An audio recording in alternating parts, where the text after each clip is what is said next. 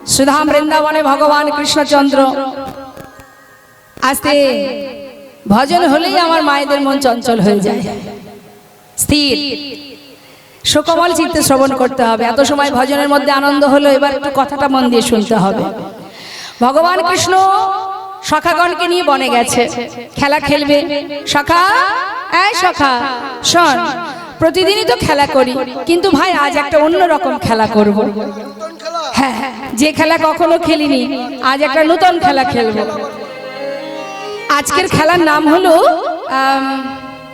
পাতা পাতা খেলা হ্যাঁ নতুন খেলা তবে খেলাটা কেমন জানিস শোন এখানে যতগুলি সখা আছি ততগুলো পাতা তুলবো তার মধ্যে একটা পাতা ছিদ্র করব ছিদ্রপত্রটা যার ভাগ্যে পড়বে সে হবে এই আমাদের সকলের মাঝে চোর যে চোর হবে বাকি সবাইকে একে একে কাঁধে করে নিয়ে বংশীবট থেকে কেশি ঘাটে নিয়ে যেতে হবে আবার ফিরিয়ে নিয়ে আসতে হবে হ্যাঁ হ্যাঁ পাতা তুলে নিয়ে আয় আর এক সখা বলছি শোন বলি ও কানাই এটার পাতা পাতা খেলা কোথায় হলো এ তো যে শুনে মনে হচ্ছে কাঁধে চড়াচড়ি খেলা ওই হলো আর কি শোন তাহলে যা এনেছিস হরি বল খুব কথা শুনে দেখেছেন বলার সাথে সাথে নিয়ে চলে এলো তো মা আজকে যে খেলাটা তিনি খেলছেন এর পিছনে কিন্তু কারণ আছে কারণ ছাড়া তিনি কিছু করেন না কারণটা কি আমি পরে বলছি আপনাদের সখা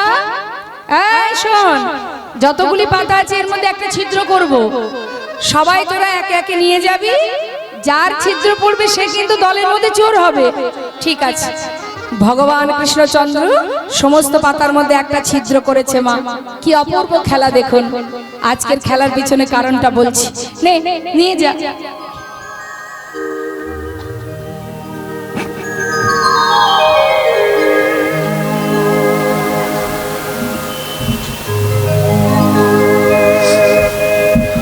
এবার দেখা দেখি এই পাতা দেখা এ আমারটা ভালো রে ভালো ভালো একটা ভালো কচি পাতা পড়েছে আমারটা ভালো ভালো সবার ভালো পাতা পড়েছে তাহলে ছিদ্র পাতা কার পড়লো তুই দেখা কানাই তুই দেখা আমার সবার দেখলি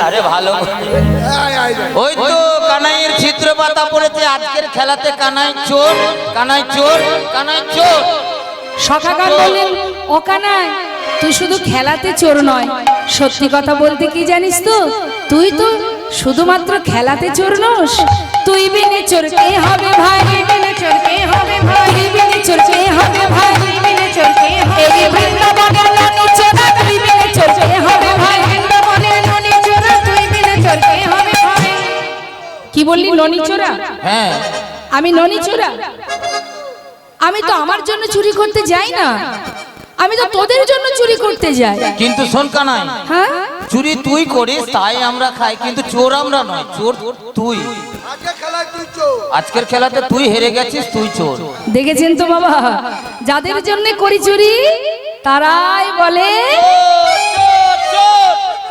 কিছু করতে আছে এদের জন্য কিছু করা উচিত এদের জন্য চুরি করি আরে ব্রজমাইরা আমার জন্য পথপানে চেয়ে বসে থাকে আমি গেলে আমাকে কোলে বসিয়ে ননি খাওয়ায় আর তোদের তো কেউ খেতে দেয় না যার কারণে তোদের জন্য আমায় চুরি করতে হয় আর আজকে তোরা আমাকে চোর বলছিস ননি চোরা কাঁধে উঠবি তাতে আবার চোর বলার কি আছে আরে চোরকে চোর বলবো না দেখি সাধু বলবো তুই চোর ঠিক আছে আজ আমি চোর না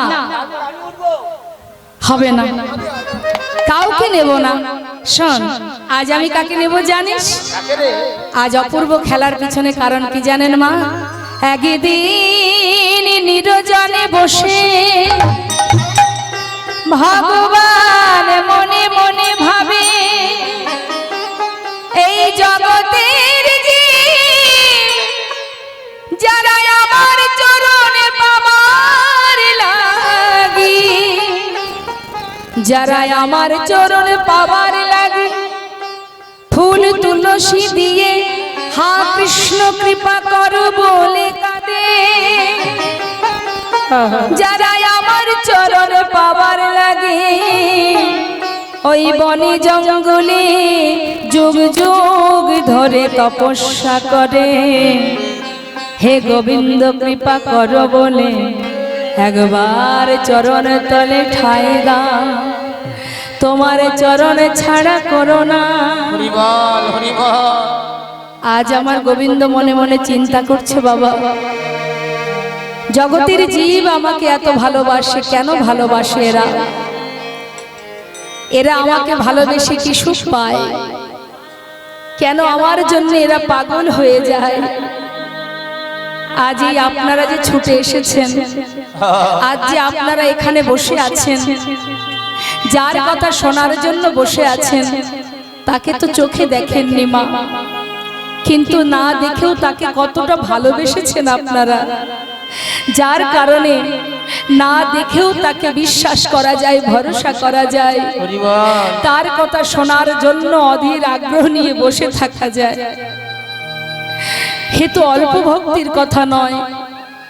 তাই তো গোবিন্দের মনে বাসনা যে এরা যে আমায় এত ভালোবাসে কেন? আমার কথা শোনার জন্য, আমার চরণ পাওয়ার জন্য সবাই একই আসনে বসে ধুলায় গড়াগড়ি দিয়ে কাঁদে, একে অপরের গলা জড়িয়ে ধরে আলিঙ্গন করে হা কৃষ্ণ কৃপা করো বলে কাঁদে। হরি বল, হরি বল। এরা কি সুখ পায়? আমার চরণ সেবা করে এরা কি আনন্দ পায়? আমি তো বুঝতে পারলাম না। ভগবানের মনে মনে চিন্তা করছে, ভক্ত আমাকে ভালোবেসে কি সুখ পায়? আর মহাজন সেই কথা শুনে বলে উঠলেন, হে গোবিন্দ, ভক্ত তোমাকে ভালোবেসে কি সুখ পায় এটা যদি তুমি জানতে চাও, তাহলে তোমাকে ভগবান হয়ে থাকলে হবে না। তুমি যদি কখনো ভক্ত হতে পারো, আর ভক্ত হয়ে যদি ভক্ত চরণ সেবা করতে পারো, সেদিন বুঝবে চরণ সেবায় কত আনন্দ, কত সুখ। তাই আজ আমার গোবিন্দ মনে মনে বাসনা করছে, বাবা, যে আজ আমি ভক্ত চরণ সেবা করব, ভক্তের চরণ সেবা করে দেখব চরণ সেবায় কত আনন্দ। আমরা জানি কি যে আমরা ভগবানের চরণ পূজা করি, চরণের সেবা করি, কিন্তু আজ একটু অন্যরকম খেলা। আজ ভগবান নিজেই ভক্তের চরণ সেবা করছে। কিভাবে করছে দেখুন। সুদামা প্রিয় বন্ধু, প্রিয় সখা, এই সুদামা আয়, তুই এসে আমার কাঁধে ওঠ। সুদামা কাঁধে উঠেছে, সামনে একটা চরণ, পিছনে একটা চরণ, এক পাশে বসেছে মা, আবার চুলগুলো ভালো করে ধরে রেখেছে, কেননা কানাই যখন দৌড়াবে যদি পড়ে যায়, তাই চুলগুলো মুঠো করে ধরেছে। আর এদিকে গোবিন্দ মনে মনে ভাবছেন যে আমার তো একটা চরণ পিছনে পড়ে আছে, সেটা যত সময় সামনে না পাবো চরণ সেবা করব কি করে? আমাকে তো যুগল চরণ সেবা করতে হবে। তাই কানাই যখন সুদামাকে নিয়ে ছুটছে, তখন সুদামা বলছে, কানাই একটু ধীরে ধীরে চল না ভাই, না হলে আমি পড়ে যাব। গোবিন্দ সুযোগ পেয়ে সঙ্গে সঙ্গে বলে উঠলেন, শোন, ওই পিছনে চরণটা সামনে দে, দুটো চরণ আমি চেপে ধরবো, দু হাত দিয়ে চেপে ধরে যদি দৌড়াই আর তুই পড়বি না। সঙ্গে সঙ্গে সুদামা, সে তো আর অত জানে না মা, সে তো জানে না যে কানাই ভগবান, সে জানে কানাই আমাদেরই মতো একজন সাধারণ ব্যক্তি, কিন্তু কি না কানাই রাজার ছেলে, রাজপুত্র, আর আমরা সাধারণ ব্রাহ্মণের ছেলে, গোয়ালার ছেলে। যেই না বলেছে সখাসখ্য প্রেম, সামনে চরণ দিয়েছে, দুটো চরণ, ভগবানের যুগল চরণ ভক্তের হৃদয়ে দুলছে। আহা, ভক্ত ভক্তের হৃদয়ে দুলছে, ভক্তের চরণ দুলছে ভগবানের হৃদয়ে। এবার চরণ দুটো দুহাত দিয়ে চেপে ধরেছে, বুকের মধ্যে চেপে ধরেছেন গোবিন্দ, চেপে ধরে দৌড়াচ্ছে। মহাজন পদাবলী লিখছেন, দেখো দেখো সুদামারে লইয়া কৃষ্ণ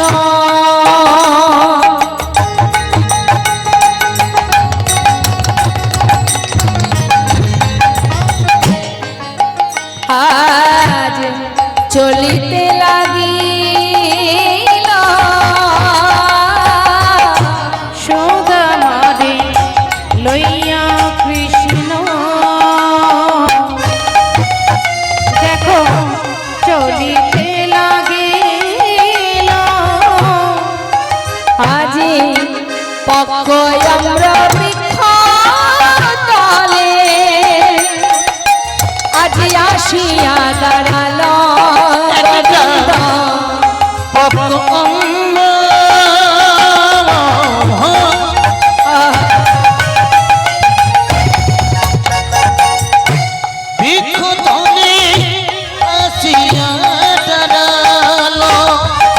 একটা আম গাছের নিচে এসে দাঁড়িয়েছে গোবিন্দ। এদিকে আম গাছে পাকা পাকা আম ঝুলছে, আর ভগবান সেই গাছতলাতে দাঁড়িয়ে চরণ দুটো চেপে ধরে নয়নের জলে চরণ ধোয়াচ্ছে। আজি মন্দ মন্দ সেবা করে, মন্দ সেবা করে ভক্তের যুগলে চরণ,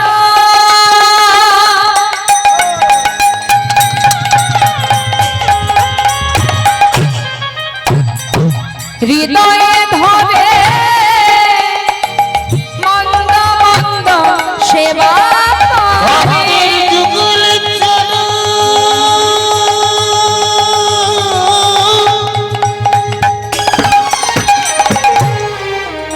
প্রভু আমার হৃদয়ে ধরে মন্দ মন্দ চরণ সেবা করে, পক্কয় আমরা বৃক্ষ তলে আসিয়া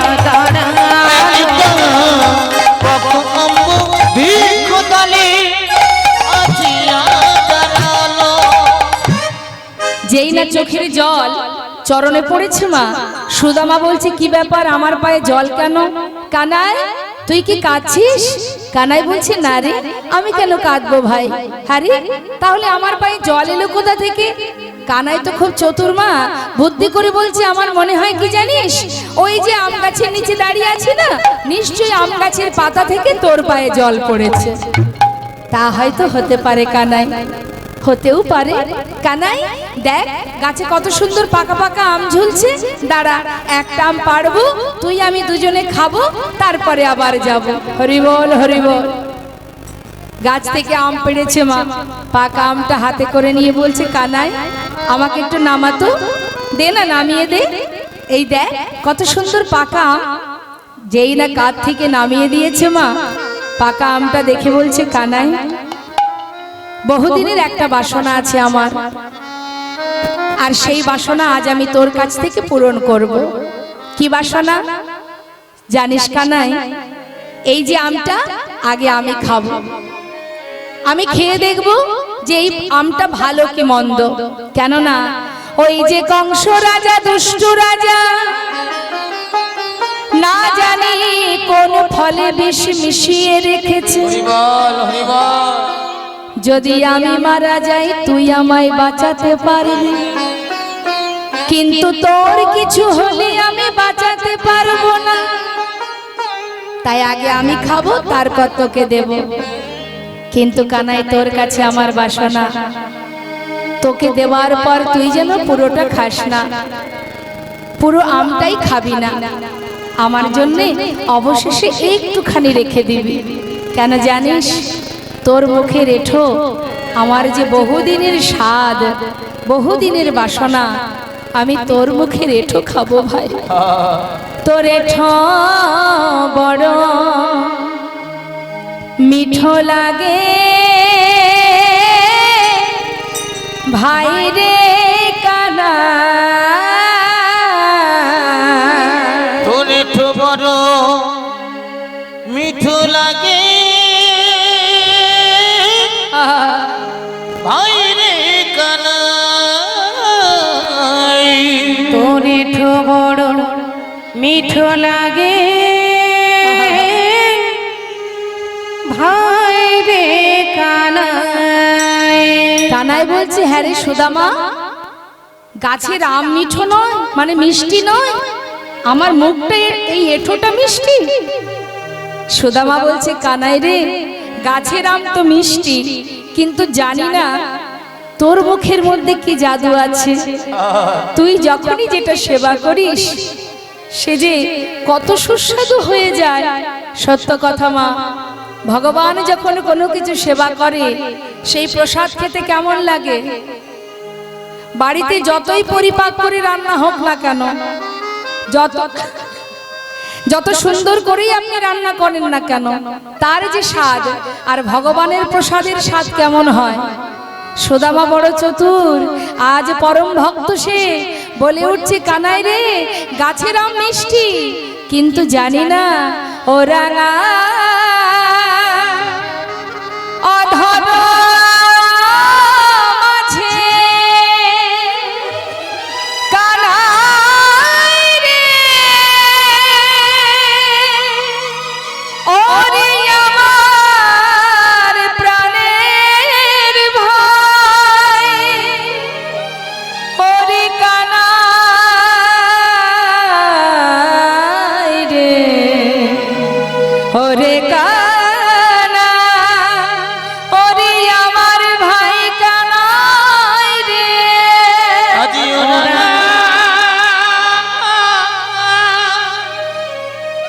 অধর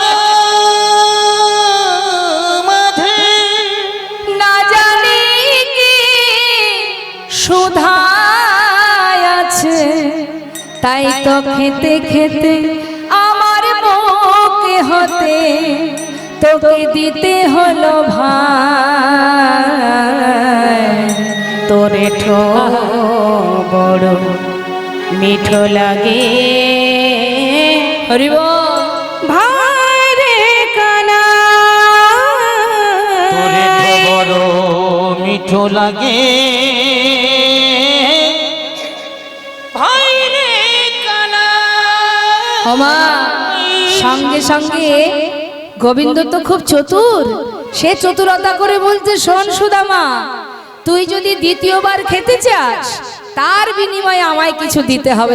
দেখুন মা, কতটা ভক্তকে পরীক্ষা করছেন ভগবান, কেমন ভাবে পরীক্ষা করছে, যে তোকে আমি দ্বিতীয়বার দিতে পারি তাহলে তার বিনিময়ে আমায় কিছু দিতে হবে, না হলে আমি তোমায় শুধু শুধু দেব না।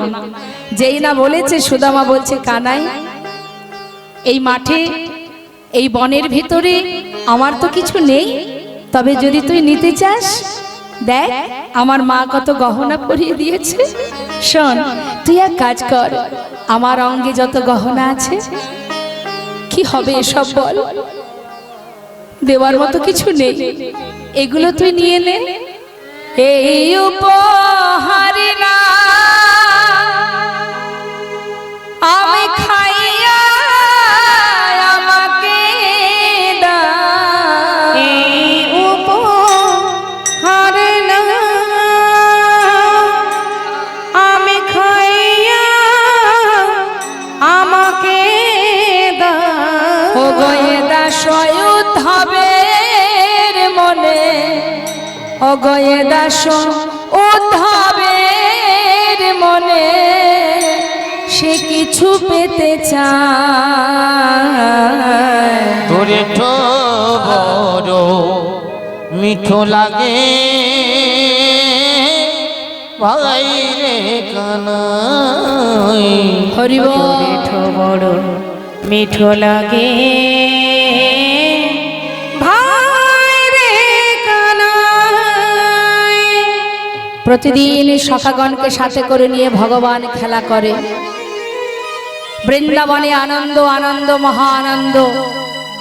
একদিন হঠাৎ কংস মহারাজ অক্রুরকে দিয়ে রথ পাঠিয়ে দিল কানাই বলায় দুই ভাইকে ধরে নিয়ে আসার জন্য। আপনারা সবাই জানেন মা, মথুরাতে কংস মহারাজ কেন কৃষ্ণকে নিয়ে এসেছিলেন অক্রুরের রথে করে। শিশুকাল থেকে অগাসুর বকাসুর পাঠিয়ে দিয়েছিলেন কানাইকে প্রাণে মারার জন্য, কিন্তু অবশেষে মারতে পারলেন না বলে অক্রুরকে দিয়ে রথ পাঠিয়ে দিলেন, যাও কানাই বলায় দুজনকে আমার এই মথুরায় নিয়ে এসো, তাকে প্রাণে মারবে।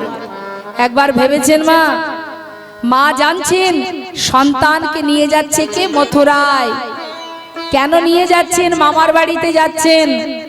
মা যশোমতী জানেন যে কংস কখনো কোনো সময়ের জন্য আমার সন্তানের ভালো চায় না, তথাপিও মাকে পাঠাতে হচ্ছে, যেহেতু রাজা কংস মহারাজ, সে ডেকেছে যেতে হবে। কৃষ্ণচন্দ্র সবাইকে ছেড়ে দাদাকে সাথে করে নিয়ে চিরতরে বৃন্দাবন ছেড়ে চলে গেল মথুরায়। কিন্তু মাগো, মথুরায় যাবার পর বৃন্দাবনের এমনই অবস্থা, কৃষ্ণ হারা হয়ে সবাই কাঁদছে। সখাগণ বনে যায় না, গাভীগণ তৃণ সেবা করে না। মা যশোমতী সন্তান হারা হয়ে ক্ষণে চৈতন্য ক্ষণে অচৈতন্য। শুধুমাত্র আমরা আমাদের কষ্টটা ভাবি, একবার ভেবে দেখুন তো মা যশোমতীর কষ্টটা। সন্তান রূপে পেয়েছে কাকে? ভগবানকে। ভগবানকে পুত্র রূপে কাছে পাওয়ার পর থেকে সেই মা যশোমতী কোনোদিন সুখে ছিল? শিশুকাল থেকে গোবিন্দ যখনই গোঠে যেতেন, মা পথপানে চেয়ে বসে থাকতেন, না জানি কংস আমার গোপালকে প্রাণে মারে। আশাপথে নয়ন দিয়ে সেই সন্ধ্যাবেলা অপেক্ষা করে থাকতেন, কখন গোপাল কখন কানাই ঘরে ফিরবে। সেই অপেক্ষায় মা পথ চেয়ে বসে থাকতেন আর বসে বসে কাঁদতেন। এত কষ্ট পেয়েছে, তথাপিও আবার মাকে ছেড়ে চিরতরে চলে গেলেন গোবিন্দ মথুরায়। ওই মথুরায় গিয়ে তিনি কিন্তু মাতাকে উদ্ধার করেছিলেন, পিতাকে উদ্ধার করেছিলেন। কোন মাতা পিতা? যে কারাগারে আছে সেই মাতা দেবকী আর বসুদেব, তাদেরকে উদ্ধার করে তিনি কিন্তু আর বৃন্দাবনে মা যশোমতীর কাছে ফিরে আসেনি। সেখান থেকে তিনি চলে যান গুরুকুলে। গুরুকুলে গিয়ে শিক্ষা অর্জন করে তারপরে চলে যান দ্বারকায়। কোনদিন আর ফেরেনি বৃন্দাবনে। মা যশোমতী শুধু কেঁদেছেন। ভগবানকে সন্তান রূপে কাছে পেয়ে সে কোনোদিন সুখ পায়নি। শুধুমাত্র মা যশোমতীর কথা কেন বলবো, মাতা দেবকীর কথা ভাবুন। মাতা দেবকী সন্তানকে পেয়েছিল, গোবিন্দকে পুত্র রূপে পেয়েছিল। তাই ভগবান ভূমিষ্ঠ হবার আগেই মা দেবকীকে কারাগারে আবদ্ধ করে রেখেছিলেন। তখন ভগবান আসেনি, তার আগেই তার মাতা পিতাকে কারাগারে রেখে দিলেন। সারা জীবন কারাগারে আবদ্ধ থাকলেন। আর আমরা শুধু আমাদের কষ্টটা ভাবি, শুধু ভাবি আমি মনে হয় বেশি কষ্ট পাচ্ছি, আমারই বোধহয় বেশি দুঃখ, জগতে সবাই সুখে আছে। কখনো হতে পারে না মা, প্রত্যেকটা মানুষের মধ্যে কষ্ট। তাছাড়া ভগবান কি বলেন? যারা আমাকে ভালোবাসে, যে করে আমার আশ, আমি তার করি সর্বনাশ। তথাপিও যে না ছাড়ে আমার পাশ, আমি হই তার দাসানুদাস। অত সহজ? ভগবানের ভক্ত বললেই ভক্ত হওয়া যায়? তৃণাদপি শুনেছেন তরুরিব সহিষ্ণ নামানির মানদেন কীর্তনীয় সদা হরি। ভক্ত বললেই ভক্ত হওয়া যায় না। সবার আগে চায় নত দীনতা। দীনতা থাকতে হবে। আছে কি মা? কেউ যদি এক কথা বলে তাকে 10 কথা শোনানো হয়, এটা ভক্তের লক্ষণ নয়। ভক্তের স্বভাব কি? তৃণের থেকেও নত। একটা দুর্বাঘাসের উপর দিয়ে আমরা যখন, মনে করুন কোনো মাঠে বা যেখানে দুর্বাঘাস থাকে, আমরা যখন পদদলিত করে চলে যাই, সেই দুর্বাঘাস কোনো প্রতিবাদ করে কি? বরং কি করে? মাথা নিচু করে। আপনি চলে যাবার পর মাথা তোলে, কিন্তু সে কিন্তু কোনো প্রতিবাদ করে না যে কেন আমাকে মারিয়ে গেলে, তাই তো? কিন্তু কিছুক্ষণ পর সে মাথা তোলে। মহাজন বলেন তুমি তুলতেও পারবে না। দুর্বাঘাসে যদিও বা মাথা তোলে, কিন্তু তুমি তাও তুলতে পারবে না। দুর্বাঘাসের থেকেও তোমায় নত হতে হবে, তার থেকে নত। আর কি? তরুরিব সহিষ্ণ না। তরু মানে বৃক্ষ। একটা বৃক্ষ থেকে আমরা ফল ছিঁড়ে নিচ্ছি, ডাল কেটে নিচ্ছি। যেমন মনে করুন একটা লাউ গাছ, গাছ থেকে ডগাও কেটে নিচ্ছি, ফলও ছিঁড়ে নিচ্ছি। সে কি কোনো প্রতিবাদ করছে? বরং সেখান থেকে নতুন ডগা বাহির হচ্ছে, আবার আপনাদের মতো ভক্ত সেবায় লাগছে।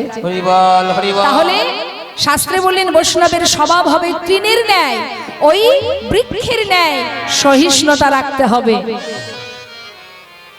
অমানির মানদেন, যাকে সবাই মান দেবে না, যাকে সবাই ঘৃণা করবে, তুমি তাকে মান দেবে, তুমি তাকে মান দেবে। এটা প্রমাণ করে গেছেন আমার মহাপ্রভু। সবাই যাকে অবহেলা করত, মহাপ্রভু তাকে বুকে তুলে নিয়েছিলেন। সে কে? নামাচার্য ছিল ঠাকুর হরিদাস। যাকে বৈষ্ণব সমাজ নিন্দা করত, এক আসনে বসে কখনো সেবা করত না, হরিদাস ঠাকুর, কারণ সে মুসলমান কুলে জন্ম নিয়েছিলেন। তাই ওই পুরীধামী জগন্নাথ মন্দিরে হরিদাস ঠাকুরকে যেতে দিত না। মহাপ্রভু নিজে হরিদাসকে কোলের মধ্যে করে নিয়ে ওই পুরীধামে জগন্নাথ মন্দিরে প্রবেশ করেছিলেন।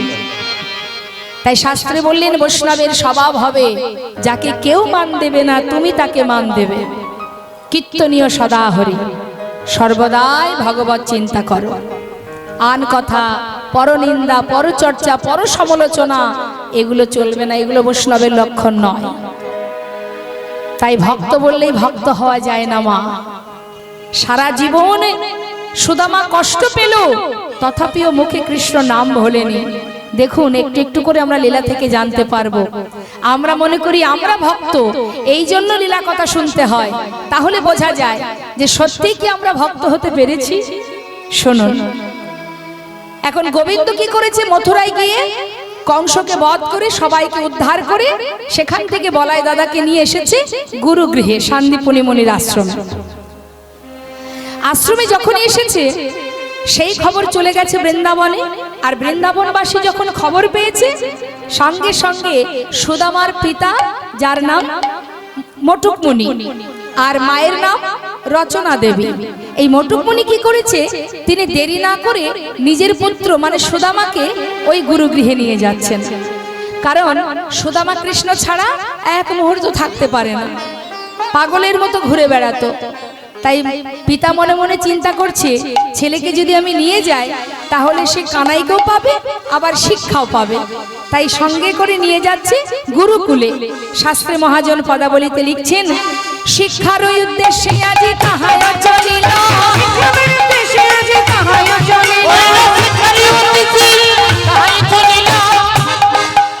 বহুদিন পরে ভাই কানাইকে পাইল, বহুদিন পরে ভাই কানাইকে পাইল, বহুদিন পরে ভাই কানাইকে পাইল।